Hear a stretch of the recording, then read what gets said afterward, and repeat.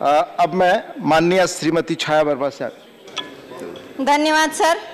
आज सावित्रीबाई फुले के जन्मदिन के अवसर पर मुझे इस बिल पे माननीय शिक्षा मंत्री जी ने जो शिक्षा अनिवार्य निःशुल्क बाल शिक्षा का बिल लाया है उस पर बोलने का मुझे अवसर मिला।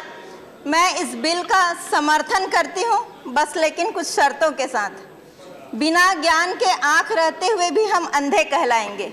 मैं उस राज्य से आती हूँ जहाँ पर आदिवासी, जहाँ पर जंगल, जहाँ पर अनुसूचित जाति और जहाँ पर गरीब लोग निवास करते हैं अधिकांशतः, और वहाँ पर प्राइवेट स्कूल बहुत ज़्यादा है और सरकारी स्कूलों में जंगल है, बहुत दूर दूर है। इसलिए अनिवार्य रूप से वहाँ पर बिना परीक्षा के पास करने को मैं प्राथमिकता देती हूँ, लेकिन उनको टीचर की उपलब्धता हो, उन स्कूलों को साधन संपन्न बनाया जाए ताकि वहाँ से बच्चों, अगर हम परीक्षा लेते हैं तो 5वीं के बाद कोई बालक अगर फेल हो जाता है तो उसके मन में एक हीन भावना घर कर जाती है और वो अन्य बच्चों के साथ अपने आप को अलग महसूस करेगा और ड्रॉप आउट की संख्या बढ़ेगी। इसलिए अनिवार्य रूप से पास करते जाना चाहिए 8वीं तक।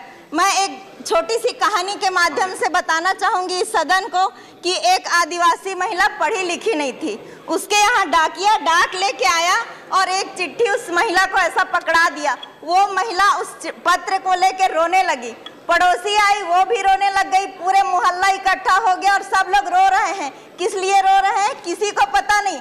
जब बाद में उसका बेटा आया तो बोले कि इसमें पापा को नौकरी मिली है, वो लिखा है इस चिट्ठी में। मेरा कहने का तो सारे लोग खुश हुए। मेरा कहने का मतलब ये है कि कम से कम पढ़ने लायक शिक्षा और साक्षर होना बहुत जरूरी है। मैं इस बिल का पूरी तरह से समर्थन करती हूँ और मंत्री जी को धन्यवाद देती हूँ कि उन्होंने इतना अच्छा बिल लाया।